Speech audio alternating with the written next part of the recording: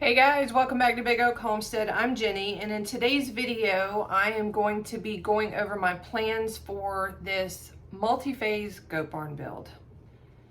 I will be constructing a goat barn out of a 20 by 20 carport that I purchased from Northern Tool. This carport is manufactured by Versatube, but is sold by Northern Tool. Northern Tool is kind of a middleman in this. I did go to the Versatube website and look at the prices they had for this exact same carport, and actually buying direct from the manufacturer was about $500 more than it was buying from Northern Tool. On the Northern Tool website, the carport, which is 20 by 20 with 9-foot sides rather than the standard 7-foot, center peak height is 11.5 feet. The price was $2,249.99. In addition to that, sales tax was $134.70, and then freight shipping was $373.10. So out the door, I paid $2,752.79. Couple of things. First is this is listed as a 20 by 20 by 9 carport. It is not. I didn't realize this until I actually got the carport here, unpackaged it, and looked. This is a 20 by 18 carport, and the reason they're saying it's 20 by 20 is the front and the back end, there's an 11-inch overhang of metal roofing on the front and on the back, so they're calling that 20. The actual footprint of this carport is 20 by 18. The version of this carport that only had 7-foot sides was a few $100s cheaper. The reason that I went with the 9-foot sides with the 11.5 foot center height is I have walked through a lot of these metal building places, businesses on the side of the road. I've walked through a lot of these carports that have the standard 7-foot size, and everything just felt really, really closed in and dark. This being such a small barn, it's tiny. 20 by 20 is tiny. I figured that with the additional ceiling height, it would make it feel more open, not to mention more room for airflow. Now I want to touch on freight shipping. This is something that had me pretty aggravated. So I only paid $373.10 for freight shipping. Well, this ships directly from the Versatube factory in Tennessee. I think it's in Tennessee. You would think that they would know that 99% of the people who buy a carport kit are going to be average DIYers that are going to be assembling this themselves. The problem is they ship this in a closed truck that did not have a lift gate and did not have a forklift. Here's the problem. It's a 4-foot by 10-foot pallet that weighs about 1,300 pounds. And the driver that brings this massive pallet to you in a closed trailer has no way to unload it. When the freight company Averitt, who is local to Jacksonville, when they contacted me to schedule delivery, turns out they can't deliver to a residential address. So what they did do is they let me come and pick it up from their hub, from their warehouse. So I was pretty aggravated about the way they shipped it. Versatube, you definitely need to work on that.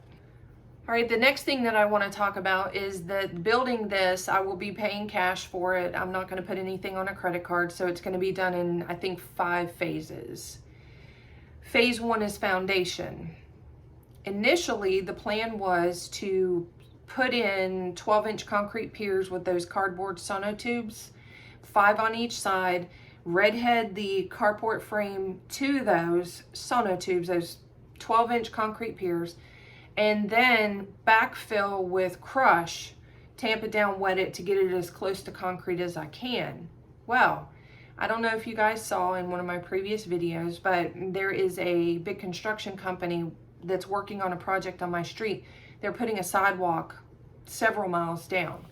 Well, they're using the front of our property as a staging area for their loader and all their big equipment. So I called and I spoke to the owner of the company and I asked him if he could give me a quote on pouring a slab. Well, it turns out that since we've been so accommodating, allowing them to stage all their equipment here for months now. He is going to put a 20.5 by 20.5 6-inch concrete slab for this barn in for the cost of concrete, which is amazing. Right now, I have 5 of the 4-foot long sono tubes and 42 80-pound bags of concrete in my garage. And honestly, I don't know if I would have been able to mix all that concrete and be able to, at least be able to walk. So this concrete slab being poured for the cost of concrete is an amazing blessing.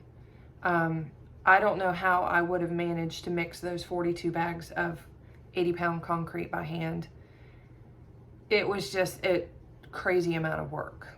So phase 1 is happening this week. They were out there earlier today scraping off the grass. I have a load of fill dirt being delivered tomorrow.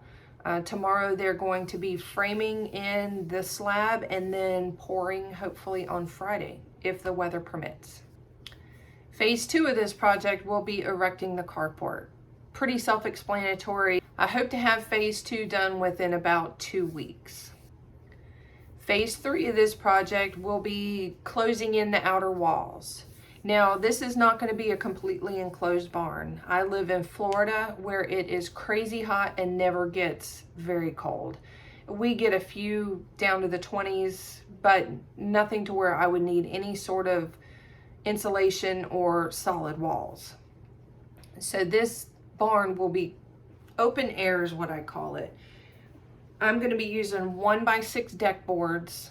So you'll have a 1x6, a 4-inch gap, and then another 1x6.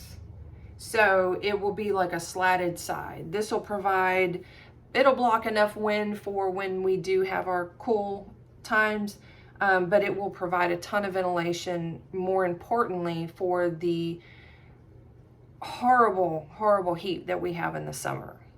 So phase 2 will be closing in these sides and putting the 2 gates on the front and the back. Phase 4, we're on phase 4. Phase 4 of the goat barn will be delineating stalls and the feed room. So putting up fence posts, closing off stalls, putting in gates, making it an actual barn. Phase 5. Phase 5 of this project will be electric and water. I kind of blew my budget with this concrete slab, but in the long run, my back would not have been able to mix 42 bags of 80-pound concrete. So the electric may have to wait a while, but it will be done. But that's it. Here in a few minutes, I'm going to show you some of my crude drawings of the layout of the barn. I have a couple. I'm not sure which one I'm going to go with. I'm going to wait until the carport is completely constructed. The carport shell is completely constructed, and then I want to I'll get my bucket out there. I'll get my graph paper out there, sit down and really measure and maybe put some tape on the floor to size things out before I make a final drawing of what it's going to be. But I'm going to show you my little kindergartner style drawings on graph paper to show you the gist of it, what it should look like. I will put a link to the Northern Tool website where I purchased this carport. I will tell you, it was on back order when I bought it. It took about 4 to 6 weeks before they shipped it. I was thinking it was going to take 3 months. It came faster than I expected. And this is one of my very crude drawings, but it gives you the idea of what I'm going for here. You can see this is the frame of the carport, and it does have cross support. Now, this cross support is only on the version with the 9-foot sides. I don't think it comes on the version with 7-foot sides. This is a front and a rear view.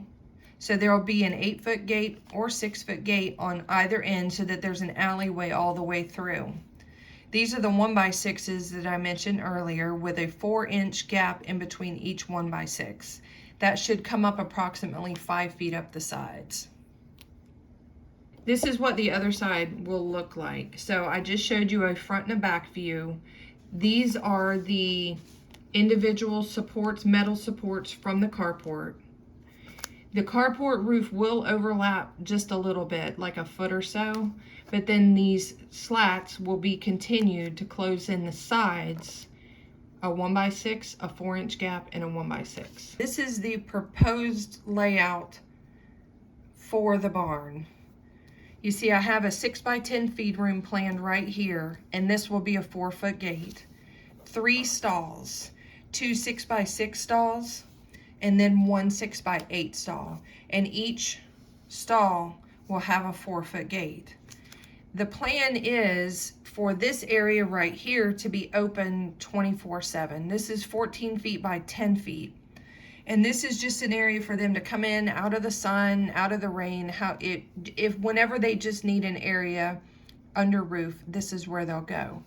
Now, the reason that I laid out this feed room gate and this stall gate this way is so that these two gates, if this is 8 feet wide, these are 2 4-foot gates, these 2 gates could be closed and used to block this whole area off and just to keep them in here. Less to clean right here. So I don't know if that will actually work out. I can keep this gate shut, these 2 gates shut, and then they will only be able to get into this open area here.